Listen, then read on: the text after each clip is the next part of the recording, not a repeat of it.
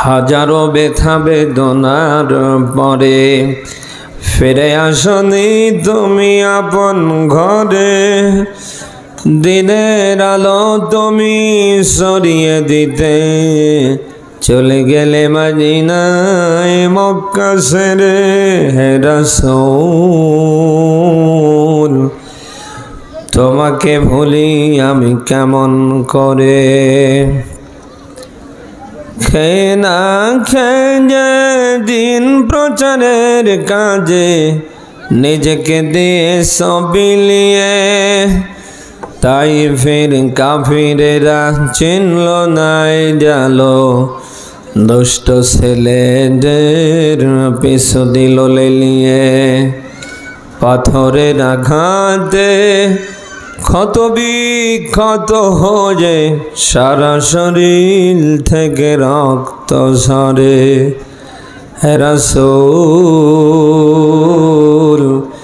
তোমাকে ভুলি আমি কেমন করে। আলহামদুলিল্লাহ। বাংলাদেশের ঐতিহ্যবাহী জেলা রাজশাহী বাগমারা থানার অন্তর্গত নরসিংহপুর নন্দনপুর নুরানী হাফিজা মাদ্রাসা কর্তৃক 13তম বার্ষিক ইসলামী জলসার স্বনামধন্য সভাপতি আলহাজ ডাক্তার মোহাম্মদ আলী খান নরসিংহপুর আতাল্লাহু আমরাহু আবারাকাল্লাহু ফি হায়াতি বলেন আমিন। সহ সভাপতি জনাব মোহাম্মদ কামরুজ্জামান মিয়া হারুন, আমিরে জামাত বাংলাদেশ জামাত ইসলামী বাগমারা উপজেলা। হায়াতে তাইয়্যিবা সেহাই করলে কামনা করছে আল্লাহ যেন দান করে, বলি আমিন। প্রধান অতিথি জনাব আলহাজ ডাক্তার মোহাম্মদ আব্দুল বারী MBBS, প্রতিষ্ঠাতা পরিচালক ভবানীগঞ্জ ক্লিনিক। আরাফান এলাকা জিকরক, সম্মান মর্যাদা কামনা করছি আল্লাহ যেন আরও বাড়িয়ে দেন, বলেন আমিন। বিশেষ অতিথি, আমরা এখানে অনেক মানুষের নাম দেখতে পাচ্ছি, সবার জন্য দোয়া করছি। আরাফান এলাকা জিকরক, সকলের সম্মান মর্যাদা যেন আল্লাহ কোরআনের জন্য সামনে বাড়িয়ে দেন, সবাই বলে আমিন। মাগরিব থেকে অনেকে কথা রেখেছেন মাওলানা মোহাম্মদ আব্দুল করিম, কথা রেখেছেন মাওলানা মোহাম্মদ আনিসুর রহমান তোফানি, কথা রেখেছেন হাফেজ মাওলানা মোহাম্মদ আরিফুল ইসলাম, কথা রেখেছেন মাওলানা মোহাম্মদ হেলাল উদ্দিন বিন কফিল মোল্লা, কথা রাখলেন শ্রদ্ধাভাজন বড় ভাই মাওলানা মোহাম্মদ আতাউর রহমান আফজাল, ধর্মীয় শিক্ষক জামালপুর উচ্চ বিদ্যালয় বাগমারা রাজশাহী। কোরআন থেকে যারাই কথা রেখেছেন আল্লাহ প্রত্যেকের কণ্ঠকে যেন কোরআনের জন্য কবুল করে। যত কথা আমরা তাদের কণ্ঠে শুনেছি আমরা যেন মানতে পারি, ওইরকম পরিবেশ যেন আল্লাহ আমাদের দান করে, সবাই বলি আমিন। প্রাণ প্রিয় রাজশাহীবাসী, সামনে বসা মুসলমান, বর্দার অন্তরালে অগণিত মা এবং বোন, কোরআন যারা শুনতে এসেছি খুশি হয়ে বলছি আলহামদুলিল্লাহ। আজকের এই আয়োজনে আসতে পেরে আমরা খুশি না বেজার? যে আল্লাহ তাআলা অসংখ্য মানুষের ভিতর থেকে আমাদের যাচাই বাছাই করে কোরআনের জন্য বসিয়ে রাখলেন। তিনি যদি ইচ্ছে করতেন আমাদের অসুস্থ বানিয়ে হাসপাতালে নিতে পারতেন কি পারতেন না? না, ক্ষমতা আল্লাহর ছিল না। তিনি যদি ইচ্ছে করতেন বিভিন্ন ঝামেলায় আমাদের আটকাতে পারতেন না। তিনি সেটি না করে অত্যন্ত ভালোবেসে কোরআনের জন্য রাত প্রায় 11:15 বাজতে চলছে, এতক্ষণ পর্যন্ত আমাদের বসিয়ে রেখেছেন। আমরা সেই মালিকের কাছে ফারিয়াদ করছি তিনি যেন কোরআনের জন্য আমাদের সবাইকে কবুল করে। আমরা এসেছি আল্লাহর কোরআন শুনতে। কোরআনের যত কথা সব কার যেন? আল্লাহ বাদ দিয়ে এর ভেতরে আর কারোর কোনো কথা আছে কি? সূরা নিসা 4 নম্বর সূরার 5 নম্বর পারার 10 নম্বর পৃষ্ঠার 82 নম্বর আয়াতে আল্লাহ ব্যাখ্যা দিয়েছেন। আল্লাহ তাআলা বলেন আফালা ইয়াতাদাব্বারুনাল কুরআন ওয়ালাউ কানা মিন ইনদি গায়রিল্লাহ লাওয়াজাদু ফীহি ইখতিলাফান কাসীরা। এটার দিকে খেয়াল করেন। আল্লাহ বলেন তোমরা কোরআন নিয়ে কেন গবেষণা করো না? আমি আল্লাহ বাদ দিয়ে যদি এর ভেতরে আর কারোর কোনো কথা থাকতো, লাওয়াজাদু ফীহি ইখতিলাফান কাসীরা, তাহলে এর ভেতরে তোমরা অনেক মতানৈক্য কমপ্লেইন দেখতে পেতে। এর থেকে প্রমাণিত হয় কোরআনের সব কথাগুলি কার যেন দিয়েছে আল্লাহ। কাদের জন্যে? আমরা সে মানুষের ভিতরে আছি তো। হ্যাঁ, আমাদের প্রত্যেকের কাজ হবে আমরা যেন কোরআন মানতে পারি, কোরআনের বিধান দিয়ে যেন আমার ব্যক্তি, পরিবার, আগামীর সমাজ, রাষ্ট্র চলে, ওই পক্ষে যেন আমি হাত রাখতে পারি। বিশ্বাস করুন, আল্লাহর বিধান দিয়ে যদি নিজে চলতে পারি, আগামীর এই বাংলাদেশের 18 কোটি মানুষ কি করে চলতে পারে, এই পক্ষে যদি জিন্দা থেকে আপনি কাজ করে যেতে পারি, কিয়ামতের কঠিন মুসিবতের দিন যখন কায়েম হবে, একান্ত আপনজনরা যখন আপনার থেকে আমার থেকে আলাদা হবে, কোরআনুল কারীম সেই দিন আপনার থেকে আমার থেকে আলাদা হয় না, হবে না। নবীজি বলেন, আল কোরআনু হুজ্জাতুল লাকা ওয়া আলাইক। এটা কিয়ামতে কারোর পক্ষের দলিল হবে, আবার কারোর বিপক্ষের দলিল হবে। একদিকে এটা কাউকে সুপারিশ করবে, অপরদিকে এই কোরআনে কারীম কারোর বিরুদ্ধে মামলা দেবে। আপনি কি কিয়ামতে কোরআন আপনার বিরুদ্ধে মামলা দেখ? আপনি চান কোরআন সুপারিশ করে কিয়ামতে জান্নাতি নেক? এই আশা আছে তো? কার আছে দেখি? লিল্লাহে তাকবীর। আল্লাহ যেন কবুল করে। এই জন্য আমাদের প্রত্যেকের কাজ হবে আমরা যেন কোরআন মানতে পারি, মানানোর পক্ষে কাজ করতে পারি। পারবো তো ইনশাআল্লাহ? পীর রাজশাহী পাশি আমরা যদি জিরো হয়ে আল্লাহর কোরআন মানতে পারি, আগামীতে মানানোর পক্ষে আমরা হাত রাখতে পারি, আল্লাহ তাআলা মোটেও আর আমাদের জিরো রাখবে না, তিনি আমাদের ধরে হিরো করে দেবে। যুগে যুগে ইতিহাস দাঁড় করেন, আপনি দেখতে পাবেন যারাই দুনিয়ায় জিরো থেকে হিরো হয়েছে, প্রত্যেককে আল্লাহ কোরআনের কারণে হিরো করে দিয়েছে। জিরো হয়ে যারা যেখান থেকে কোরআনের কাছে এসেছে, কাউকে আল্লাহ জিরো রাখেনি, সবাইকে ধরে আল্লাহ হিরো করে দিয়েছে। 10 জন সাহাবী দুনিয়ায় জিন্দা থাকতে জান্নাতের সার্টিফিকেট পেয়েছিলেন। তার ভেতরে হযরত আবু বকর, ওমর, ওসমান, আলী রিজওয়ানুল্লাহি তাআলা আলাইহি আজমাইন, এভাবে এক এক করে 10 জন সাহাবী দুনিয়ায় জিন্দা থাকতে জান্নাতের সার্টিফিকেট পেয়েছিলেন।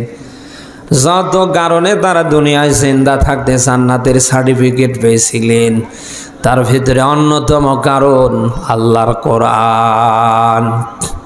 তারা একদিকে নিজেরা কোরআন মেনেছে, অপরদিকে কি করে কোরআনের সমাজ রাষ্ট্র গঠন করা যায় ওই পক্ষে তারা কাজ করেছে। আর এই দুইটা কাজ করতে গিয়ে তাদের সম্মান মর্যাদা এত পরিমাণ বাড়িয়েছে, সূর্য যতদিন উঠবে আর ডুববে, কিয়ামতের আগ পর্যন্ত মানুষ তাদের নাম শুনলে অন্তত দোয়া করবে। বলেন না কেন? এত সম্মান, এত মর্যাদা আল্লাহ তাআলা তাদের বাড়িয়ে দিলেন। হযরত আবু বকরের জীবনীতে তাকান, আল্লাহ এত সম্মান, এত মর্যাদা তারে বাড়িয়ে দিলেন। কিয়ামতের কঠিন মুসিবতের দিন যখন কায়েম হবে, হযরত আবু বকরের জন্য জান্নাতের 8টা দরজা ওপেন হবে। প্রত্যেকটা দরজা থেকে আওয়াজ আসবে, আবু বকর আমার ভিতরে আসো, আমার ভিতরে আসো। জান্নাত আবু বকরকে নেবার জন্য ওই দিন পাগল পারা হয়ে যাবে। এত সম্মান, এত মর্যাদা আবু বকরের। কিয়ামতের ময়দানে আল্লাহ বাড়িয়েছে, শুধু কোরআন নিজে মেনেছে, মানানোর পক্ষে আন্দোলন করেছে। এই জন্যে হযরত ওমরের দিকে তাকান, বিশ্বনবী মুহাম্মদ রাসূলুল্লাহকে হত্যা করবার মতো যে মানুষটা কাজ হাতে নিয়েছিলেন, এই মানুষটা যখন আল্লাহর কোরআনের দিকে ফিরে আসলেন, তিনি যখন কোরআন নিজে মানলেন, মানানোর পক্ষে তিনি যখন উপস্থিত জনতার মাঝে ঘোষণা দিলেন, আল্লাহর কোরআন যেহেতু প্রকাশ্য, আর কোরআনের কোনো কথা গোপন থাকবে না, আজ থেকে হবে ওপেনে, সব হবে প্রকাশ্যে। কারোর যদি সাহস থাকে সে যেন আমি ওমরের সামনে এসে দাঁড়ায়। কারোর যদি সন্তানকে ইয়াতিম বানাবার, স্ত্রীকে বিধবা বানাবার মন মানসিকতা থাকে, আজকের পর থেকে সে যেন এসে আমি ওমরের সামনে কোরআনে বাধা দেয়। হযরতে ওমর নিজ একদিকে কোরআন মেনেছেন, মানানোর পক্ষে যে কাজটি দ্ব্যর্থহীন কণ্ঠে তিনি ঘোষণা দিয়েছেন। এত সম্মান এত মর্যাদা আল্লাহ দুনিয়ায় বাড়িয়ে দিলেন। 10 জন সাহাবীর ভেতরে হযরতে ওমরের নাম আল্লাহ 2 নম্বরে এনে দিলেন। সুবহানাল্লাহ বলতে পারেন না? হযরতে ওমর রাস্তা দিয়ে বের হলে শয়তান ওই রাস্তায় ঢোকার সাহস পেত না। একদিন ঘটনাক্রমে এক মদখোর মদ খেয়েছে, আর একটা বোতল এইরকম কাঁধে করে নিয়ে যাচ্ছে। হযরতে ওমর মুখোমুখি। মদখোর হযরতে ওমরকে দেখে যেন বেহুশ হয়ে গিয়েছেন। ওমর ডাক দিয়ে বলেন, বেটা দাঁড়া, আমার তো দৃঢ় বিশ্বাস সন্দেহ হচ্ছে তুই না জানি কিছু একটা খেয়েছিস, নাহলে তোর ভেতরে এত উল্টা পাল্টা আমি দেখতে পাচ্ছি কি করে। মদখোরের যেন কলিজায় আর কোনো পানি নেই, কারণ হযরতে ওমর তো সাধারণ কোনো মানুষ না, তিনি যেন সেই সময় একজন জিন্দা আজরাইল। মদখোর হতভম্ব হয়ে গিয়েছে। আজ আমার কল্লার জায়গায় আর কল্লা থাকবে না, আজ আমার আর দুনিয়ায় বেঁচে থাকার কোনো অপশন আছে বলে আমার মনে হয় না। মদখোর ডাক দিয়া বলেন, আল্লাহ, আমি যে মানুষটার মুখোমুখি হয়েছি তো মানুষ নাই, তো একেবারে জ্যান্ত আজরাইল। আল্লাহ, হযরতে ওমর থেকে তুমি আমারে আজ ফিরিয়ে দাও। আমি কথা দিছি আর জীবনে মদের বোতল হাতে নিব না। এতটুকুন মদখোর কথা বলতে দেরি, মদের ভেতরে যত মদ সব আল্লাহ দুধে পরিণত করতে দেরি না। হযরত ওমর হাত বাড়িয়ে দিলেন, এই দেখি তোর বোতলে কি। হযরত ওমর দূর থেকেই বুঝতে পেরেছেন, কারণ যারা নেশা করে তাদের মস্তিষ্ক বিকৃত হয়ে যায়, মাথা ঠিক থাকে না। হযরত ওমর দেখতে পাচ্ছে একবার পরে আর একবার ওঠে, নিজেকে স্থির করে দাঁড়িয়ে রাখতে পারে না। ওমর হাত বের করে দিলেন, দেখি তোর বোতলে কি। এবার বোতলটা বের করে দিলেন, হাতে বোতলটা নিলেন। হযরতে ওমর কোনোভাবে বিশ্বাস করতে পারছে না যে বোতলের ভিতরে মদ নেই। যতবার বোতলের দিকে তাকায় যেন একেবারে সাদা দুধ। হযরতে ওমর নিজের মনকে মানাতে পারছিলেন না। এক পর্যায়ে তিনি মদের বোতলের কাকটা খুলে ফেললেন, এমনকি নিজের হাতে পর্যন্ত ঢাললেন। হযরত ওমর ঢালার পরে দেখতে পেলেন এই যেন একেবারে টাটকা গরম দুধ। হযরত ওমর হতভম্ব হয়ে গেলেন, অবাক হয়ে যুবকের দিকে তাকিয়ে থাকলেন। ডাক দিয়ে বললেন, আল্লাহর বান্দা, সত্যি করে বল, দুনিয়ায় কি এমন আমল করেছো যার কারণে আল্লাহ, কি এমন ভালো কাজ করেছো যার ফলশ্রুতিতে আল্লাহ মদকে দুধ বানিয়ে দিতে পারে। মদখোর মুচকে হাসি দিয়ে ডাক দিয়ে বলেন, খালিফাতুল মুসলিমিন, ভাই ওমর, জীবনে কোনো ভালো কাজ আমি করিনি। মদ খেয়ে আসার সময় একটা বোতল কাঁধে করে নিয়ে আসছিলাম বগলে করে। হঠাৎ যখন আমার নজরে আপনি পড়ে যান, আমার দিন দুনিয়া সব যেন শেষ হয়ে গিয়েছে। শুধু আপনার থেকে বাঁচার জন্য আমার আল্লাহরে বলেছে, আল্লাহ, ওমর থেকে আজ বাঁচিয়ে দাও, জীবনে আর মদের বোতল হাতে নিব না। হযরতে ওমর ডাক দিয়ে বলেন, যুবক, আল্লাহর বান্দা, যে আল্লাহ তোমাকে মদ থেকে দুধে, মদের বোতলকে দুধের বোতলে পরিণত করতে পারে, ও যুবক, অনুরোধ করে বলছি, মরার আগ পর্যন্ত ওই আল্লাহরে তুমি আর ভুলবা না। এত সম্মান এত মর্যাদা ওমরের শুধু কোরআনের কারণে। সে কোরআন আজও আমাদের সামনে আছে না নেই? আমরাও যদি সে কোরআন নিজেরা মানি, আগামীতে কি করে এই দেশের 18 কোটি মানুষের মাঝে এটা মানানো যায়, ওই পক্ষে যদি আমরা হাত রাখতে পারি, কাজ করতে পারি, আবু বকর, ওমর, ওসমান সহ 10 জন সাহাবী দুনিয়ায় জিন্দা থাকতে যেরকম সম্মান পেয়েছে, আল্লাহ কি ওই রকম সম্মান আমাদেরও দিতে পারে না? পারে না। প্রিয় রাজা সাহেব, এই জন্য আমরা প্রতিজ্ঞা করি, জীবন যাক আর থাক, কোরআন আছে যেখানে আমরা আছি সেখানে, কোরআন নেই যেখানে আমরা নেই সেখানে। মানব জীবনের পরিপূর্ণ পূর্ণাঙ্গ একটা সিলেবাস, কমপ্লিটলি একটা সিলেবাস, তার নাম কোরআন। এখানে মানুষের জন্ম থেকে মৃত্যু, রান্নাঘর থেকে রাষ্ট্র জীবন, জাহান্নাম থেকে বেঁচে জান্নাতে যাওয়া পর্যন্ত কোনো কথা কি এর ভেতরে বাদ আছে? বলেন। সব কিছু যেহেতু আল্লাহর ভেতরে দিয়েছে, এই জন্য এখান থেকে এক চুল পরিমাণ মাইনাস হবার কারোর সুযোগ নেই। কেউ যদি কোরআন থেকে নিজেকে মাইনাস করে ফেলে, একদিকে দুনিয়ার জীবনটা আল্লাহ ধ্বংস করে দেবে, আর আখেরাতে আল্লাহ তার জন্য কঠিন শাস্তির ব্যবস্থা করবে। কথা কি আপনি শুনতেছেন? এর জীবন সাকার থাক, কোরআন আছে যেখানে আমরা আছি, কোরআন নেই যেখানে আমরা নেই। আমরা ওই লোকটাকে মানতে পারি যে লোকটা কোরআনের পক্ষে, আমরা দল ওই দলটা করতে পারি যে দলের কর্মসূচিগুলি পরিচালিত হয় আল্লাহর কোরআন দিয়ে। বলেন না কেন? যে নেতার জীবনে কোরআন নেই ও মুসলমানের নেতা হতে পারে না, ওটা টাটকা ভণ্ড। যে দলে কোরআন নেই ওটা মুসলমানের দল হতে পারে না, ওটা ইবলিসের দল। আমাদের সিদ্ধান্তে পৌঁছতে হবে, কোরআন আছে যেখানে আমরা আছি, কোরআন নেই যেখানে আমরা নেই। কোরআনবিহীন যদি আমার বাবাও ডাকে, ওর ডাকে সাড়া দেয়া যাবে না, সাড়া দিলে আপনি জাহান্নামে যাবেন। আমার সম্পর্ক হবে আল্লাহর কোরআনের জন্য, আবার সম্পর্ক ছিন্ন হবে কার জন্য? বলেন। মান আহাব্বা লিল্লাহি ওয়া আবগাদা লিল্লাহি ওয়া আতা লিল্লাহি ওয়া মানা লিল্লাহ ফাকাদ ইস্তাকমালাল ঈমান। রাহুল বুখারী। হাদিসটি খেয়াল করেন। নবীজি বলেন বন্ধুত্ব হবে, ভালোবাসা হবে কার জন্যে? আবার সম্পর্ক ছিন্ন হবে, শত্রুতা হবে, ফাটল ধরবে কার জন্যে? কাউকে কিছু দেবেন কার জন্যে? কারোর কাছ থেকে ছিনিয়ে নেবেন, মুখ ফেরাবেন কার জন্যে?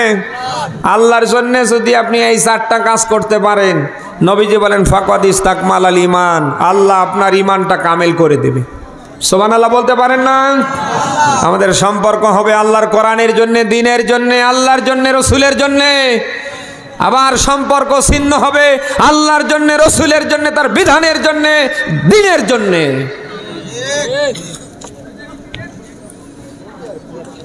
আমরা কি সেই কোরআনের পক্ষে আগামীতে থাকতে পারি? কারা পারি দেখি? লিল্লাহে তাকবীর। আল্লাহ যেন কবুল করে। দেশ স্বাধীনের 53 বছর পেরিয়ে যাচ্ছে। অনেকে অনেকভাবে দেশে শান্তি দেবার চেষ্টা করেছে। কেউ কি শতভাগ শান্তি প্রতিষ্ঠা করতে পেরেছে? মানুষের তৈরি করা আইন দিয়ে, মতবাদ দিয়ে, মানুষের বানানো সংবিধান দিয়ে সামনে কেউ শতভাগ শান্তি প্রতিষ্ঠা করতে পারে? কিয়ামত এসে যাবে, কারোর বাবার ক্ষমতা হবে না। আগামীর এই বাংলায় শতভাগ যদি আপনি শান্তি প্রতিষ্ঠা করতে চান, কোরআনের সুশাসন প্রতিষ্ঠার বিকল্প আছে। আরো জোরে। আপনি যদি চুরি বন্ধ করতে চান, ডাকাতি বন্ধ করতে চান, ধর্ষণ বন্ধ করতে চান, অন্যায় অপরাধ মুক্ত আগামীর বাংলাদেশ করতে চান, কোরআনের সুশাসনের বিকল্প নেই, যেটি বিশ্বনবী মুহাম্মদ রাসূলুল্লাহ নিজে দেখিয়েছেন। আমি কি বানিয়ে বলছি? নবীজির মতো মানুষ 10 বছর কোরআন দিয়ে দেশ চালিয়েছেন। তামাম পৃথিবীবাসীকে নবীজি দেখিয়েছেন একমাত্র অন্যায় অপরাধ মুক্ত করবার, একমাত্র অন্যায় অপরাধ দূর করবার একটা মাধ্যম হচ্ছে কোরআনের সুশাসন প্রতিষ্ঠা। নবীজি নিজে 10 বছর কোরআন দিয়ে দেশ চালিয়ে দেখিয়েছেন। একমাত্র কোরআনের সুশাসনের মধ্যেই সম্ভব অন্যায় অপরাধ শতভাগ দূর করা। বিশ্বনবী মুহাম্মদ রাসূলুল্লাহর মতো মানুষ যদি 10 বছর কোরআন দিয়ে দেশ চালিয়ে শতভাগ অন্যায় রোধ করতে পারে, করিয়ে দেখাতে পারে, সেই কোরআন দিয়ে আগামীতে দেশ চালিয়ে শতভাগ অন্যায় মুক্তই দেশটা করার দরকার আছে না নেই? আপনি দল ভিন্ন করতে পারেন, অসুবিধা নেই। আপনার আকীদাগত মত পার্থক্য ভিন্ন হতে পারে, অসুবিধা নেই। আল্লাহর কোরআন দিয়ে আগামীতে দেশটা চলুক, দেশ থেকে শতভাগ অন্যায় দূর হোক। আমরা কি এই পক্ষে সবাই এক না? বলেন বলেন বলেন বলেন। আমরা দল ভিন্ন করতে পারি, আমাদের আকীদাগত মত পার্থক্য ভিন্ন হতে পারে, কিন্তু আল্লাহর কোরআনের জন্য, আগামীর এই দেশের জন্য আমরা সবাই এক না? বলেন না কেন? এই ঐক্যবদ্ধ হবার বিকল্প আছে কি? অনেকে তো অনেকভাবে দেশ চালিয়েছে, অনেকের শাসন দেখেছেন। সামনে কোরআন দিয়ে যারা দেশ চালাতে চায়, একটাবার তাদের শাসন দেখেন। কোরআন দিয়ে দেশ চললে কেমন দেখা যায়? দরকার আছে না নেই? আরো জোরে। অনেকের শাসন তো অনেকভাবে দেখেছেন। আগামীতে দেশটা কোরআন দিয়ে চললে কেমন দেখা যায়, এটা দেখার বাকি আছে না? আল্লাহ যেন চর্ম চোখে আমাদেরকে দেখায়। সবাই বলেন আমিন। দুঃখ নিয়ে বলতে হয়, আগামীর এই বাংলাদেশ কোরআন সুন্নাহ ভিত্তিক চলুক, এতে হিন্দুর কোনো বাধা নেই, খ্রিস্টানের কোনো বাধা নেই, অন্যান্য ধর্মাবলীদের কোনো বাধা নেই। বাধা কাদের? মুসলমানের ঘরে জন্ম নিয়ে আগা কেটে গরুর গোস্ত খেয়ে যারা মুসলমান দাবি করছে এদের। আল্লাহর বিধান দিয়ে দেশটা আগামীতে চলবে, অন্যায় শতভাগ দূর হবে। এটা নিয়ে যদি কারোর মাথা ব্যথা থাকে, কেউ যদি বাধা হয়ে দাঁড়িয়ে থাকে, একে কি মুসলমান বলা যায়? এর ভিতরে কি কোনো মুসলমানিত্ব আছে? আপনি মিলান, এর কোন হাসপাতালে কোন ক্লিনিকে নেবেন, নেন, পরীক্ষা করেন, অন্তত আর শরীরে কোনো মুসলমানের রক্ত পাবেন না। যত রক্ত হয় মুশরিক নতুবা কাফের নতুবা মুনাফিকের রক্ত পাবেন। কারণ মুসলমানের ঘরে জন্ম নিয়ে কেউ আগা কেটে গরুর গোস্ত খেয়ে নামের আগে মোহাম্মদ, নামের শেষে হোসেন মিয়া রহমান লিখে আগামীর এই দেশ কোরআন সুন্নাহ ভিত্তিক চলবে, কোন মুসলমানের সন্তান কি বাধা হয়ে দাঁড়াতে পারে? হ্যাঁ, যদি কেউ করে বুঝতে হবে ওর ভেতরে মুসলমানিত্ব নেই, ওটা টাটকা মুনাফিক। ওটা মরে গেলে মুসলমানের জন্য ইন্না লিল্লাহ পড়া হারাম। ওর কিসের গোসল, কিসের কাফন, ওর কিসের জানাজা, কিসের মাটি চাপা? ওর জন্য অপশন দুইটা, হয় আগুনে পুড়িয়ে ফেলবেন নতুবা পানিতে ভাসাবেন। বলেন না কেন? না, এরকম মুনাফিক এখনো বাংলাদেশে নেই, তবে সব ইন্ডিয়ার বর্ডার পার হয়ে গেছে।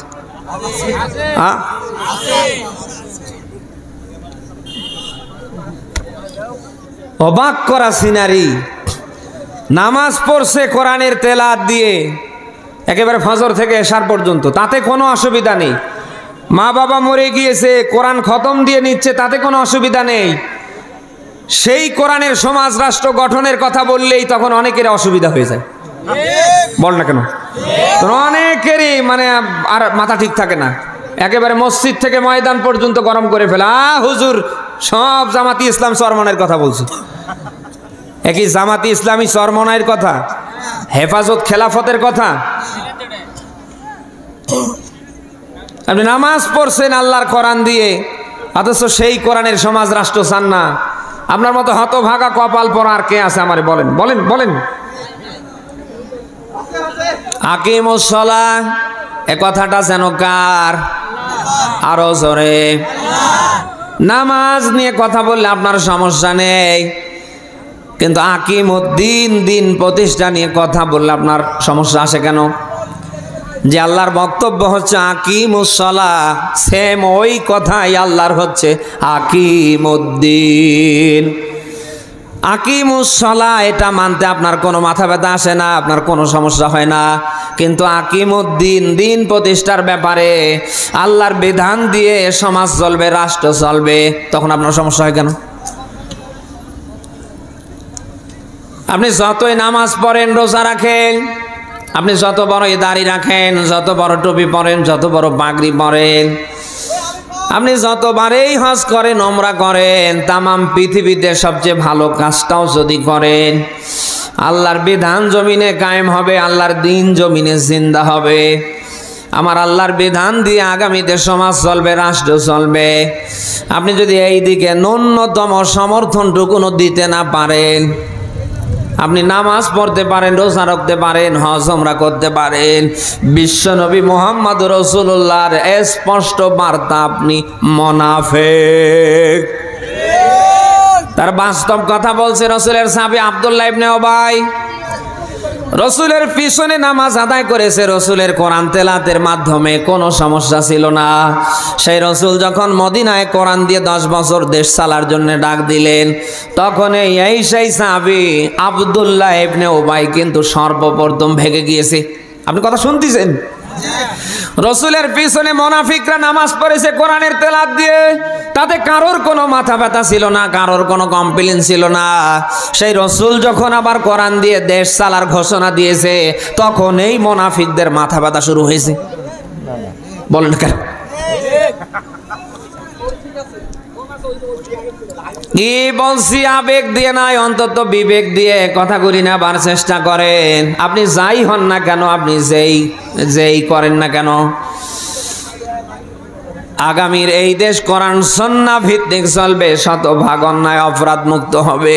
এই পক্ষে যদি হাত রাখতে না পারেন, আমি আবারও রিপিট করছি, আপনার নামাজে, রোজায়, হজে, যাকাতে, দানে, সদকায় আপনার কোনো লাভ হবে না। কিয়ামতে আল্লাহ মুনাফিকের সাথে আপনাকে জাহান্নামে দেবে।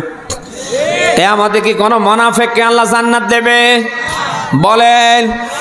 ১৫০০ বছর পূর্বে আল্লাহ মুনাফিকদের ব্যাপারে ব্যাখ্যা দিয়েছেন, তাদের কোন জায়গায় আল্লাহ দেবে। ইন্নাল মুনাফিকিনা ফিদ-দারকিল আসফালি মিনান নার। আয়াতটার দিকে খেয়াল করেন না, আমি বানালাম এটা। আল্লাহ বলে নিশ্চয় মুনাফিক যারা, এরা জাহান্নামের নিম্নতম স্তরে থাকবে। আপনি আমার একজন দিনী মুসলিম ভাই, আমি চাই না কিয়ামতের ময়দানে আপনাকে আল্লাহ জাহান্নামের নিম্নতম স্তরে দিক। আমি আপনার ভাই হিসাবে, আপনি আমার একজন যেহেতু দিনী মুসলিম ভাই, আমি আপনাকে অন্তত বাঁচাতে চাই। বলেন না কেন? কিয়ামতে আপনি জাহান্নামের নিম্নতম জায়গায় জ্বালানি খাবেন, এটা টার্গেট আমার না। আমি কোরআন হাদিসের চশমা লাগিয়ে দেখতে পাচ্ছি, আল্লাহ কিয়ামতে আপনাকে জাহান্নামের নিম্নতম স্থানে দেবে কি করে? আপনি গিয়েই বসে আছেন। আমি ভাই হিসাবে আপনাকে সেই জাহান্নাম থেকে সেভ করতে চাই। আর সেভ করতে গিয়ে, আপনাকে বাঁচাতে গিয়ে আমি যা বলছি, আপনি যদি মন খারাপ করেন, আমার করার কিছু নেই। কারণ হক কথা তিতা। হক কথা কি? আরো জোরে। দুনিয়ার যত অ্যান্টিবায়োটিক ট্যাবলেট আছে, ঔষধ আছে, আপনি মিলান, পরীক্ষা করেন। দুনিয়ার সব অ্যান্টিবায়োটিক ওষুধগুলি দেখবেন তিতা। কি? বাচ্চা অসুস্থ হয়েছে, হাসপাতালে নিলেন, ডাক্তারের কাছে নিলেন, প্রাথমিক পর্যায়ে যদি জ্বর হয় প্যারাসিটামল দেবে, নাফা দেবে। যদি পাতলা পায়খানা হয়, এরপরে যদি আপনার আমাশা হয়, পেটের সমস্যা হয়, ডাক্তার প্রথমে একটা দেবে, হয়তো মেট্রিল নতুবা অ্যামোডিস। কথা কি শুনতেছেন? এরপরে 2 নাম্বার ওষুধটাই ডাক্তার লিখবে অ্যান্টিবায়োটিক। ওষুধ কিনে আনার পরে বাসায় বাচ্চাকে প্যারাসিটামল বা নাফা, মেট্রিল বা অ্যামোডিস আপনি বাচ্চাকে সর্বপ্রথম খাওয়ালেন, কোনো অসুবিধা নেই, বাচ্চা খেয়ে ফেললেন। এই যে অ্যান্টিবায়োটিক, যেটা ঠান্ডা পানি গরম করে এর ভেতরে ঢেলে দিয়ে মিক্সার করে বাচ্চার মুখে দিতে হয়, এই অ্যান্টিবায়োটিক যখনই আপনি বাচ্চার মুখে দিয়েছেন, আর বাচ্চা আগের মতো খেতে চায় না, ও যেন একেবারে বমি করে ফালিয়ে দেয়। মা বাবা উভয় মিলে যদি চিন্তা ভাবনা করেন যে না, সন্তান যেহেতু খাচ্ছে না, বমি করে ফেলছে, ও দরকার নেই খাওয়ার, সন্তান বাঁচবে না। কথা না করে বুঝে কি করে? সন্তানকে বাঁচাতে হলে কেউ হাত ধরবেন, কেউ পা ধরবেন, কেউ মুখা করবেন। সন্তান যদি মরেও যায়, এরপরে ওষুধ বন্ধ রাখবেন না। বলেন না কেন? আরে ভাই, আপনি আমার একজন মুসলিম ভাই, তিনি ভাই, আমি দেখতে পাচ্ছি আল্লাহ জাহান্নামের তলদেশে আপনার দেবে কি করে? আপনি তো গিয়েই বসে আছেন। কারণ আপনি মুসলিম হিসাবে যা করার কথা মোটেও কিন্তু তা আপনি করছেন না। আপনি যা করেছেন সব মুনাফিকদেরকে হার মানিয়ে ফেলছেন। বলেন না কেন? ওই সময় বিশ্বনবী মুহাম্মদ রাসূলুল্লাহ যখন আল্লাহর কোরআন দিয়ে দেশ চালাবেন ডাক দিলেন, তখন এই রাআইতাল মুনাফিকিন, মুনাফিক যারা, আল্লাহ নিজেই বলছেন, হে নবী আপনি তখন মুনাফিকদের দেখবেন, ইয়াসুদ্দুনা আনকা সুদুদা, তারা আপনার থেকে কাটানোর মতো, পালানোর মতো পালিয়েছে। কে বলছেন? বলেন সূরা নিসা ৪ নাম্বার সূরার ৫ নাম্বার পারার ৭ নাম্বার পৃষ্ঠার প্রথম নাম্বার লাইনের ৬১ নাম্বার আয়াত এটা ওয়া ইযা কিলা লাহুম তাদাউ ইলা মা আনজালাল্লাহু ওয়া ইলার রাসূলি রাআইতাল মুনাফিকিনা ইয়াসুদ্দুনা কাসুদুদা। কোরআন শরীফে একটা আছে তো, আল্লাহ বলেন হে নবী, যখন এই কোরআন দিয়ে দেশ চালার জন্য আপনি ডাক দেবেন, তালাও এদিকে আসো, কোরআন দিয়ে দেশ চালাই, সমাজ চালাই, অন্যায় অপরাধ দূর করি, হে নবী তখন এই রাআইতাল মুনাফিকিন, এখানে আলেম যারা আছেন তারা বুঝবেন, আপনি তখন এই মুনাফিকদেরকে দেখতে পারবেন ওরা আপনার থেকে আলাদা হয়ে গিয়েছে। কথা শুনতেছেন? কোরআন দিয়ে দেশ চলবে, মুসলমানের ভেতরে যদি কেউ এরকম আলাদা হয়ে যায়, বাজে মন্তব্য করে, সে যেই হয় না কেন ওটা টাটকা মুনাফিক। আর মুনাফিকের সাথে মুসলমানের কোনো সম্পর্ক থাকতে পারে? মুনাফিকরা সর্বাত্মক প্রচেষ্টা চালিয়েছিল আল্লাহর বিধান দিয়ে যেন সমাজ রাষ্ট্র না চলে, তারা কি ঠেকাতে পেরেছে? আজও বাংলায় দেখছি নব্য মুনাফিকরা সর্বাত্মক প্রচেষ্টা চালাচ্ছে আগামীর বাংলাদেশ যেন টুপিওয়ালারা কোরআন সুন্নাহ ভিত্তিক চালাতে না পারে। সেই সময়ের মুনাফিকরা সর্বাত্মক প্রচেষ্টা চালিয়ে কোরআনের বাঁধ ভাঙ্গা জোয়ার ঠেকাতে পারেনি। এখনকার নব্য মুনাফিকরা এখন থেকে নিয়ে কিয়ামতের আগ পর্যন্ত যত ষড়যন্ত্রই চালাক না কেন, কোরআনের এই বাঁধ ভাঙ্গা জোয়ার তারা ঠেকাতে পারে না, পারবে না। এই বাঁধ ভাঙ্গা জোয়ার ঠেকাতে গিয়ে দেখবেন যে নিজেরে মাজা কমর হয়তো এক সময় ভেঙে যাবে। ১.৫ দশকের জালিমদের দিকে আপনি তাকাননি? হ্যাঁ, যাদের লাগেনি কোনো ভোট, এই ১.৫ দশকের জালিমদের কারোর ভোট লেগেছে? বলেন, কারোর ভোট লেগেছে? কারোর কোনো ভোট লাগেনি, চেয়ারে বসেছে, টার্গেট দিয়েছিল ৪১-৭১। আর এই ১.৫ দশকের সবচেয়ে বেশি ক্ষতি করেছে বাংলাদেশ জামাতে ইসলামীর নেতৃবৃন্দের উপরে। বলে না কেন? হ্যাঁ, বিএমপির উপরেও তারা টর্চার করেছে, কিন্তু জামাতে ইসলামীর মতো না। তাদের টার্গেট বিএমপি না, অন্য অন্য দল না, তাদের টার্গেট ছিল বাংলাদেশ জামাতে ইসলামী। এজন্য সবচেয়ে বেশি ক্ষতি করেছে এই মাজলুম দলটির উপরে। প্রথম সারির ১০-১২ জন নেতৃবৃন্দুকে তারা মিথ্যে মামলা দিয়ে দুনিয়ার থেকে বিদায় করেছে। মরহুম শহীদ আল্লামা সাঈদীর কি অপরাধ ছিল আমরা দেখতে পেলাম, একেবারে মানুষটার মুখে হাসি, কিছুক্ষণের ভেতরে লোকটাকে ইনজেকশন পুশ করে দুনিয়ার থেকে বিদায় করা হলো। কারণ জালিমরা ভালো করে বুঝতে পেরেছিল যাদেরকে আমরা ধরেছি যদি আমরা খতম করতে শেষ করতে না পারি, আগামীর চেয়ারের পায়া আর আমাদের জন্য টেকবে না। সর্বাত্মক প্রচেষ্টা চালিয়ে ওরা কি এদেশ থেকে কোরআনের পক্ষের কর্মীদেরকে বিদায় করতে পেরেছে? ওরা যদি বিদায় করেছে ১০ জন, ১০ কোটি আল্লাহ ঘরে ঘরে বের করে দিয়েছে। বাংলার এমন কোন জায়গা বাদ আছে যেখানে জামাতে ইসলামীর নেতৃবৃন্দ কর্মীরা নেই, আল্লাহর বিধান কায়েমের পক্ষের কর্মী নেই? সিনেমা হল সব বন্ধ হয়ে অপরদিকে চালু হয়েছে কোরআনের মাহফিল, যেন ঘরে ঘরে। এরপরও আপনার বিবেকের তালা খোলে না? যে দেশে সিনেমা হল যাত্রা সব বন্ধ হয়ে ঘরে ঘরে কোরআনের মাহফিল তৈরি হতে পারে, ওই দেশে মুনাফিকের পাঠ করে কোরআনের বাঁধ ভাঙ্গা জোয়ার ঠেকানো যায় না, সামনে যাবে না, যাবে না। জালিমদের কাছ থেকে শিক্ষা নেন।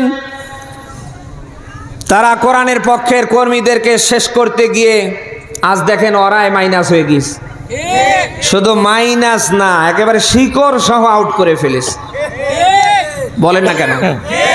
যারা যেখান থেকে বের হচ্ছে আপনি দেখতে পাচ্ছেন কি অপমান, কি লাঞ্ছিত। ওরা ৪-৫ জন মিলে চা পর্যন্ত খেতে পারছে না। বলেন না কেন? এমন একটা অবস্থা সামনে দাঁড় করেছে, মানে ওদের সব পুড়িয়ে যাচ্ছে। আমরা জানি মানুষ বিপদে পড়লে দোয়া পড়ে, লা ইলাহা ইল্লা আনতা সুবহানাকা ইন্নী কুনতু মিনাজ জালিমিন। দোয়া ইউনুস পড়ে না? পড়ে না। কিন্তু জালিমরা কি বলবো, পুড়ে যাচ্ছে ভিতরে ভিতরে। দোয়া ইউনুসটা পর্যন্ত পড়তে পারছে না, কারণ ক্ষমতায় আছে ডক্টর ইউনুস। কথা না বলে বুঝে কি করে, কি পরিমাণ অবস্থা আল্লাহ দাঁড় করেছে। আপনি কি টের পাচ্ছেন? এক একটার বিশাল বড় বড় ফ্ল্যাট, কোটি কোটি টাকার BMW গাড়ি। আপনি দেখেন সব আল্লাহ জনশূন্যে পরিণত করে দিস। কোন জালিমটার বাড়ি ঘর ঠিক আছে? আমার একটা দেখান, একটা দেখান। শুধু কোরআনের পক্ষের মানুষদের উপরে টর্চার, জুলুম, অত্যাচার, মিথ্যা মামলা, তাদেরকে কষ্ট দেবার কারণে আল্লাহ তাআলা এমন কালার করেছে, একেবারে তাদের নির্মিত ফ্ল্যাট, তাদের BMW গাড়ি, তাদের বানানো রিসোর্ট সব আল্লাহ হাত দিয়ে দিয়ে যেন একেবারে জনশূন্যে পরিণত করে দিয়েছে। আপনি সূরা নামল 27 নাম্বার সূরার 19 নাম্বার পারার 20 নাম্বার ব্যারিস্টার 7 নাম্বার লাইনের 52 নাম্বার আয়াতে ব্যাখ্যা পাবেন। যদিও অনেক আগের কথা, মনে হচ্ছে আয়াত পড়লে আল্লাহ তাআলা যেন একেবারে জালিমদের জন্য কেবল নাজিল করে দিলেন। ফাতিলকা বুয়ুতুহুম খাবিয়াতাম বিমা যালামু ইন্না ফি যালিকা লাআয়াতাল লিকাউমি ইয়ালামুন। বলেন আল্লাহু আকবার। আয়াতটা কি বিশ্বাস হয় কোরআনে আছে? আর চাঁদ দোকান গরম করিয়েন না যে কি হুজুর নিয়ে এসে সব আমাদের বলি গেল। আমি আমার কথা বলছি না, কথা বলছি কার? আপনাকে সতর্ক করার জন্য এখানে কথাগুলি বলছি। আল্লাহ পাক বলেন, অতবার তোমরা কি জালিমদের বাড়ি ঘরগুলির দিকে তাকাও না? বেমা জালামু, শুধু অসহায় নিরপরাধ মানুষদের উপরে জুলুম করবার কারণে। খাবিয়াতাম, ওদের বাড়ি ঘরগুলি আমি আল্লাহ জনশূন্যে পরিণত করেছি। কে বলছেন জানো? আল্লাহ। শেষ অংশে আল্লাহ দিলেন ইন্না ফি যালিকা লাআয়াতাল লিকাউমি ইয়ালামুন। আল্লাহ বলেন যাদের জ্ঞান আছে, যাদের মেধা আছে, বোঝার মতো বিবেক যাদের আছে, আল্লাহ বলেন আমি তাদের বলছি এই জালিমদের নিকট থেকে তোমাদের শিক্ষা আছে। মানুষের উপরে জুলুম, অত্যাচার, টর্চার করবার কারণে তাকাও, ওদের বাড়ি ঘর সব আমি আল্লাহ জনশূন্যে পরিণত করেছি। তোমরাও যদি সামনে ওদের মতোই জুলুম শুরু করো, নিরপরাধ মানুষের উপরে মামলা দাও, তাদের কষ্ট দাও, অসহায় মানুষকে মিথ্যে মামলা দিয়ে যদি জেলে ভরাও, ওদের চোখ থেকে যদি পানি ফালাও, আমি আল্লাহ ওই জালিমদের মতো করে তোমাদের অবস্থাও করে দিব। ক্ষমতা আল্লাহর আছে নাকি? এই বিশ্বাস আছে আপনাদের? যাদের হুঙ্কারে গর্জনে ঘর থেকে বের হওয়া যেত না, দেখেন তো সব বিড়ালের বাচ্চা হয়ে যায়নি? হ্যাঁ, ঘর থেকে বের হলে একদিকে বাবার ছবি আর একদিকে মেয়ের ছবি। ওরা আর কিছুদিন থাকতে পারলে মসজিদে পর্যন্ত ঢুকে যেত। বলে না কেন? আজ দেখেন তো সবগুলোকে বিড়ালের বাচ্চা আল্লাহ বানিয়ে দিয়েছে না? আমরা 1000 টাকার নোট নিয়ে গেলে পরে আমরা কয়েকটা বাজার করলে আর টাকা খুঁজে পেতাম না। সেই সময় শয়তানরা মাইকের সামনে, মিডিয়ার সামনে আসলেই বলতো খেলা হবে। অথচ দেশের মানুষ খেলার জন্য সকাল সন্ধ্যা প্রস্তুত ছিল। শয়তানরা দিনে কোনো খেলার পরিবেশ করতো না, সব খেলা রাত 12টার পরে শেষ করে ফেলত। আর ক্যামেরার সামনে আসলে বলতো খেলা হবে, প্রায় বলতো না? বিশেষ করে এই যে ওবায়দুল কাদের, এই শয়তানটা তো প্রায় বলতো ফখরুল সাহেব পালাবো না। এ প্রত্যেকটাই মিথ্যাবাদী। এদের ধ্বংস হবার পেছনে 2টা কারণ, একটা জুলুম আর একটা মিথ্যা। এরা এত মিথ্যা ছড়িয়ে ফেলেছিল যে কথা শুরুই করতো মিথ্যা দিয়ে, শেষ করতো মিথ্যা নিয়ে। বুড়ি মহিলা, প্রায় 80 বছরের কাছাকাছি তার বয়স, এক পা চলে গিয়েছে আর এক পার অর্ধাবধি চলে গিয়েছে। এই শয়তান মহিলারে আমরা দেখতাম মিডিয়ার সামনে আসলে কোনো সত্য কথা নেই, সাংবাদিকরা প্রশ্ন করে একটা, এই শয়তান মহিলা উত্তর দেয় কখনো বিএনপির ঘাড়ে, কখনো জামাত নিয়ে। কি অবস্থা করে দিয়েছে আপনি কি টের পাচ্ছেন? যখন আমরা 1000 টাকার নোট নিয়ে বাজারে গিয়ে 10টা খরচ আমরা নিয়ে আসতে পারতাম না। সেই সময় শয়তানরা এদেশের সম্পদ 180 মাইল বেগে পাচার করে কেউ বানিয়েছে সাহেব পাড়া, কেউ বানিয়েছে বেগম পাড়া। বলেন না কেন? জুলুম করবেন না মানুষের উপরে। সব আল্লাহ পছন্দ করে, তিনি কি জুলুম পছন্দ করে? আর কেউ যদি মানুষের উপরে জুলুম করে, ও সামনে বেশি দিন টিকতে পারবে না। অতএব আপনি কারোর উপর জুলুম করবেন না। আপনার হাতের দ্বারা, আপনার জবানের দ্বারা, ক্ষমতার দ্বারা যেন কেউ কষ্ট না পায়। কারণ এই ক্ষমতা কিন্তু চিরদিন কারোর স্থায়ী না। বলেন না কেন? এ নদীর এই বান ভাষা পানির মতো না। আল্লাহর এখানে বসাতে সময় লাগে, কিন্তু তুলতে সময় লাগে। বলেন, যারা এই চেয়ারগুলিতে ক্ষমতার মসনদে বসেছে, আপনি মিলান, যারাই জুলুম করেছে, তাকাব্বুরি করেছে, অহংকারী করেছে, কি হনুরে আমি বসেছি, আমারে কে আর উঠায়।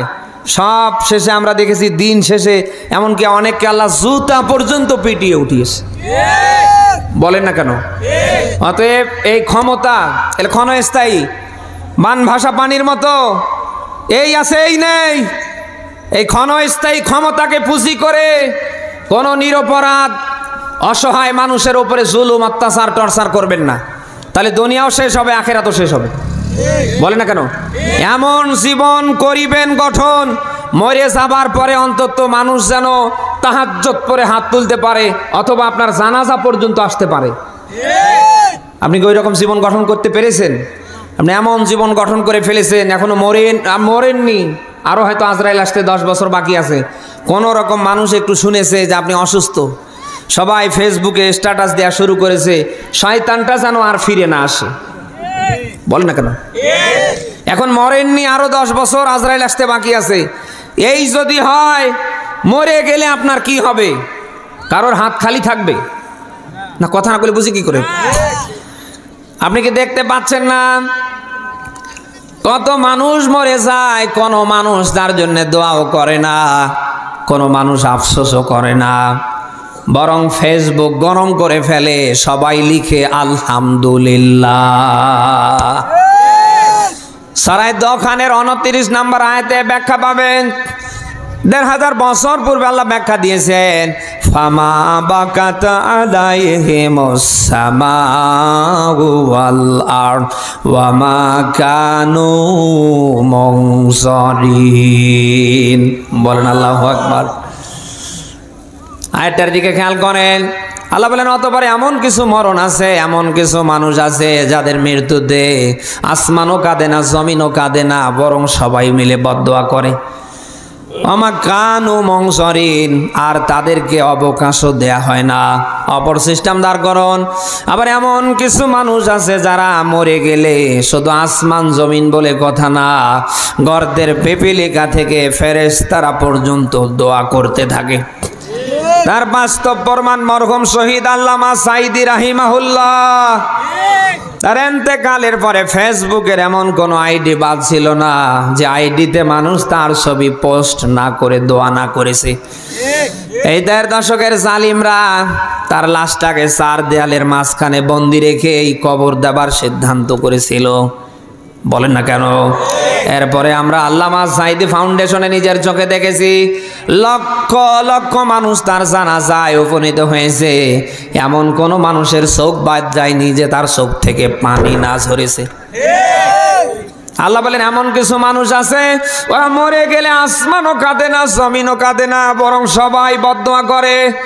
আবার এমন কিছু মরণ আছে, এমন কিছু মানুষ আছে ওরা মরে গেলে শুধু আসমান জমিন বলে কথা না, গর্তের পিপিলিকা থেকে ফেরেশতারা পর্যন্ত তাদের জন্য মাগফিরাত কামনা করতে থাকে। আশা করছি এমন জীবন করিবেন গঠন, মরার পরেও যেন কাঁদে ভুবন। অন্তত মানুষ যেন তাহাজ্জুদ পড়ে জানাজার নামাজ পর্যন্ত এসে মানুষ যেন চা খেতে খেতে বলতে পারে, আর কিছু হোক না হোক এই লোকটা অত্যন্ত ভালো ছিল। রাসূলের হাদিস বলছে, আপনার ইন্তেকালের পরে আপনার স্ত্রী থেকে নিয়ে আপনার গ্রাম পাড়া প্রতিবেশী, এই সমাজের, এই দেশের মানুষ যদি বলে না লোকটা ভালো ছিল, এই যে লোকটা ভালো ছিল, মানুষ যদি এই ব্যাপারে সাক্ষ্য দিতে পারে, মহান আল্লাহ নিঃসন্দেহে ওই লোকটাকে ভালো হিসাবে কবুল করে নেয়। আর এলাকার মানুষ, সমাজের মানুষ, এ দেশের মানুষ যদি বলে যে না ও মরে গিয়েছে, অন্তত সার পোকা সাফ হয়েছে, বলে না কেন? আর কিছু হোক না হোক এলাকা এখন শান্তিতে থাকবে। ওর কারণে আমরা ঠিক মতো রাতের বেলা ঘুমাতে পারিনি, কারণ ও ছিল দুর্দর্শ ডাকাত, সাদাবাজ, দুর্নীতিবাজ, বল না কেন? ওর কারণে আমরা রাতের বেলা গেট খুলে ঘুমাতে পারিনি। রাতের বেলা আমাদের ঠিক মতো ঘুম হয়নি। কখন কোন সময় না জানি ও লোকজন দিয়ে আমাদের হামলা দেয়। অন্তত শয়তানটা মরে গিয়েছে, আল্লাহ আপদ বিদায় করেছে। না ভাই, এরকম যেন না হয়। সেই ভালো মানের জীবন গঠনের দরকার আছে না নেই? কখন? মরে গেলে নাকি কখন? এই মুহূর্তেই। কারণ আজরাইল ঘুরছে, শুধু আল্লাহ বলবে ধর, সময় লাগবে নাকি?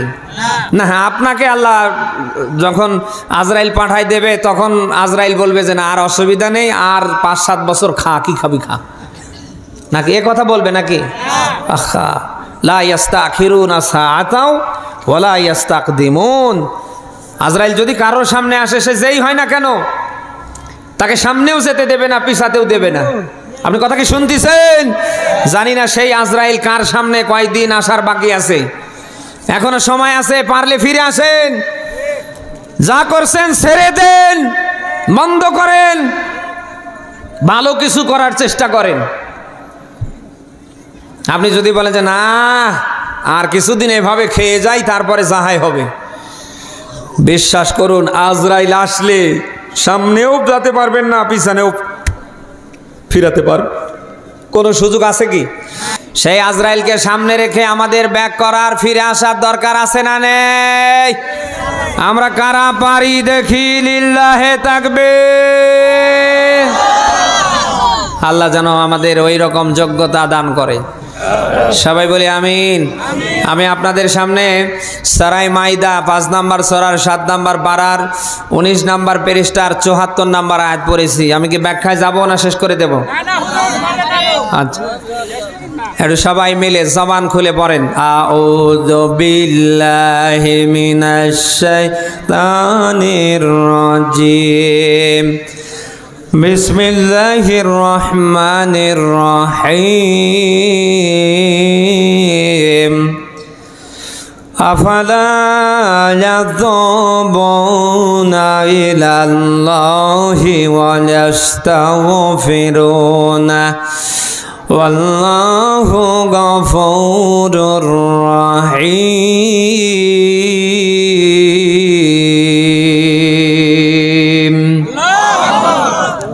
সূরা মাইদা কোন সূরা? আমরা 74 নম্বর আয়াত পড়েছি। কি আছে আয়াতের ভেতরে? এখান থেকে স্বল্প সময় কিছু কথা শুনে মোনাজাত দিয়ে পরে বাড়ি যাব ইনশাআল্লাহ। আল্লাহ পাক বলেন আফালা ইয়াতুবুনা ইলাল্লাহ, ও বান্দা তোমরা কি আমার দিকে ফিরে আসবা না? ওয়া ইয়াস্তাগফিরুনা, তোমরা কি আমার কাছে ক্ষমা চাইবা না? কে বলছেন জানো? আল্লাহ। কেন আল্লাহ তাআলা আপনাকে কথা বলছে, বান্দা তোমরা কি আমার দিকে ফিরে আসবা না, আমার কাছে ক্ষমা চাইবা না? কারণ আছে না নেই? পৃথিবীতে যত সৃষ্টি আপনি দেখছেন, কোন সৃষ্টিকে আল্লাহ নিজ হাতে বানায়নি। শুধু একটা মাত্র সৃষ্টিকে আল্লাহ নিজ হাতে বানিয়েছে, তার নাম, আরো জোরে, পৃথিবীতে যত সৃষ্টি দেখছেন, কোন সৃষ্টিকে বানাতে গিয়ে ফেরেশতারা নিষেধাজ্ঞা দেয়নি, বাধা দেয়নি, আপত্তি উঠায়নি। শুধু মানুষ বানাতে গিয়ে ফেরেশতারা বাধা দিয়েছে। শুনতেছেন? আল্লাহ তাআলা তার একক সিদ্ধান্তে মানুষ বানিয়েছে। আর এই মানুষ কিয়ামতে জাহান্নামে যাবে, এটা আল্লাহ চায়? আরো জোরে।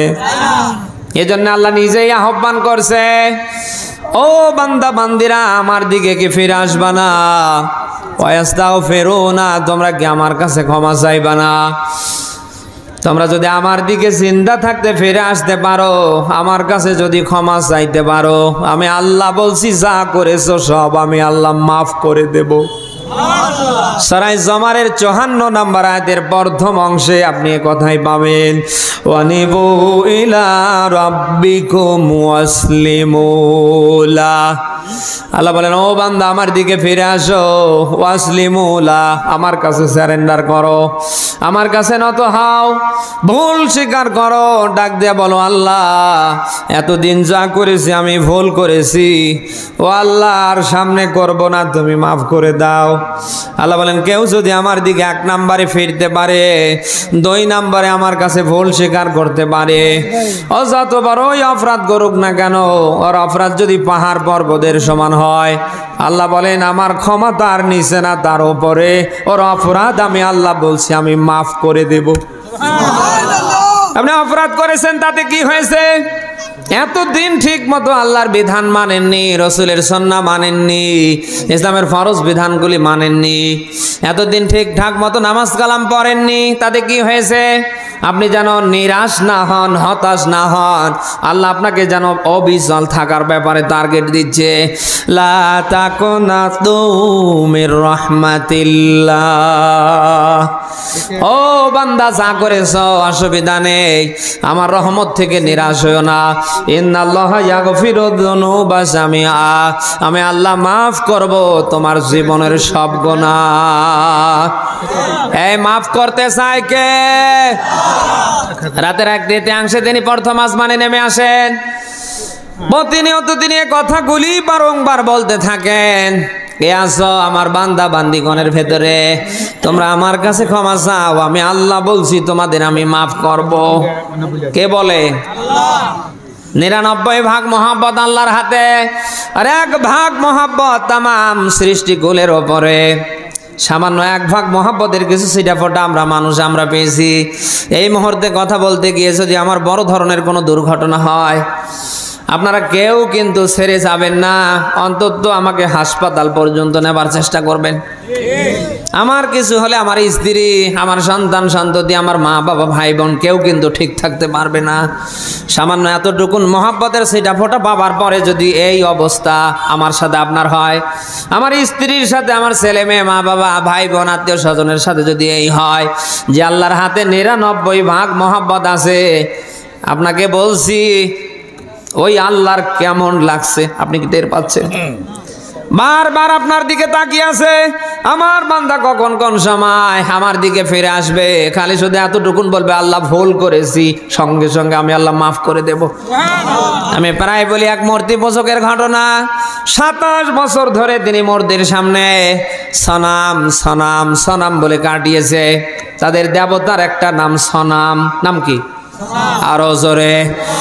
27টা বছর এইভাবে মূর্তির সামনে সনাম সনাম বলে কাটিয়ে দিয়েছে। হঠাৎ করে সনাম বলতে গিয়ে সমাদ বলে ফেলেছে। সমাদ কার নাম? কোরআনে আছে তো, সূরা ইখলাসে পাবেন। যখন ওই মূর্তি পূজক সনাম বলতে গিয়ে সমাদ বলে ফেলেছে, সঙ্গে সঙ্গে আমার আল্লাহ তার ডাকে সাড়া দিয়েছে। মূর্তি পূজক অবাক হয়ে গেছে। 27 বছর ধরে সনাম সনাম বলে মূর্তির সামনে কত পুজো করলাম, কত কিছু করলাম, কই একটা দিনও তো মুখ খুলে আমার সান্ত্বনা দিতে পারলো না। কে আজকে আমার সাথে ফাইজলামি করলো? চতুর্দিকে তাকায় দেখে না, পুরো জায়গা জনমানবহীন, কাউকে দেখতে পারছে না। এবার তিনি ঘর থেকে বের হলেন, জনশূন্য আকাশের দিকে তাকিয়ে সনাম বাদ দিয়ে এবার সমাদ শব্দটা উচ্চারণ করলেন। আবার ওপর থেকে মানুষের মতো আওয়াজ দিলেন, আরো জোরে বলেন। হতভম্ব হয়ে গেলেন, কি ব্যাপার? এই সমাদ নামটার আওয়াজ দেয়, আমি তারে দেখতে চাই। এবার আরো তিনি পাগল মানে অধীর হয়ে গেলেন। আবারও আকাশের দিকে তাকিয়ে আবারও সনাম না বলে সমাদ নামটা একেবারে উচ্চ কণ্ঠে চিৎকার দিয়ে বললেন। সঙ্গে সঙ্গে উপর থেকে আল্লাহ মূর্তি পূজকের ডাকে সাড়া দিলেন, লাব্বাইকে আবদি, বান্দা আমি হাজির। ঘটনা বলার উদ্দেশ্য আমার না, এখান থেকে শিক্ষা আছে। আমার আল্লাহ বারবার আপনার দিকে তাকিয়ে আছে, কখন কোন সময় আমার বান্দা আমার দিকে ব্যাক করবে। শুধু এতটুকুন বলবে, আল্লাহ এতদিন আমি ভুল করেছি, এটা আমার ঠিক হয়নি, মাফ করে দাও। বিশ্বাস করুন, আপনি বলতে দেরি, আল্লাহ মাফ করতে দেরি না। সেই ক্ষমা করতে চায় কে যেন, সেই ক্ষমার দরকার আমাদের আছে তো।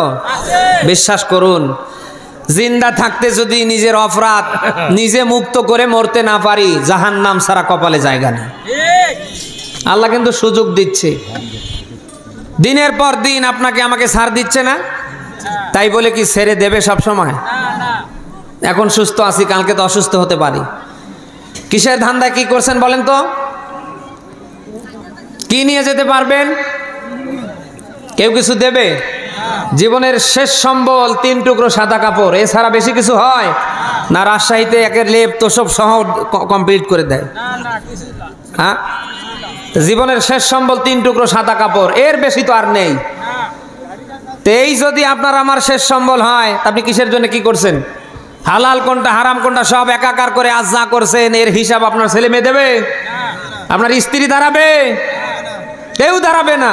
আপনার হিসাব দানের জন্য আপনি যথেষ্ট। ওই দিন আপনাকেই আল্লাহ ধরবে। অকুল্লুহুম আতিহি ইয়াউমাল কিয়ামাতি ফারদা, ফারদ আল আলিফ, এই যে ফারদা, পৃথক পৃথক করে আল্লাহ ধরবে, ডাকবে। সেদিন আপনার জীবনের পুরো কর্মকাণ্ড সম্পর্কে আল্লাহ আপনাকে ধরবে এবং আল্লাহ আপনাকে দেখাবে আপনি পৃথিবীর কোন জায়গায় হাত দিয়ে পা দিয়ে আপনি মানুষ হিসাবে কি করেছেন। কোনোটা বাদ যাবে? বলেন, মরবেন না আপনি? তো শেষ সম্বল 3 টুকরো সাদা কাপড়, স্বীকার করেন তো? এটা যদি বাস্তব হয়, এটা যদি আপনি স্বীকার করেন, আজ ওয়াক্তের পর ওয়াক্ত আজান হয়, আপনার মসজিদে পাওয়া যায় না, আপনি জুমার নামাজটা পর্যন্ত পড়েন না, আপনি এত বিজি। নামাজের কথা বললে আপনার রাগ দেখান, হুজুর নামাজ না পড়লে কি হবে? ইমান তাজা আছে, ফাঁকা আছে।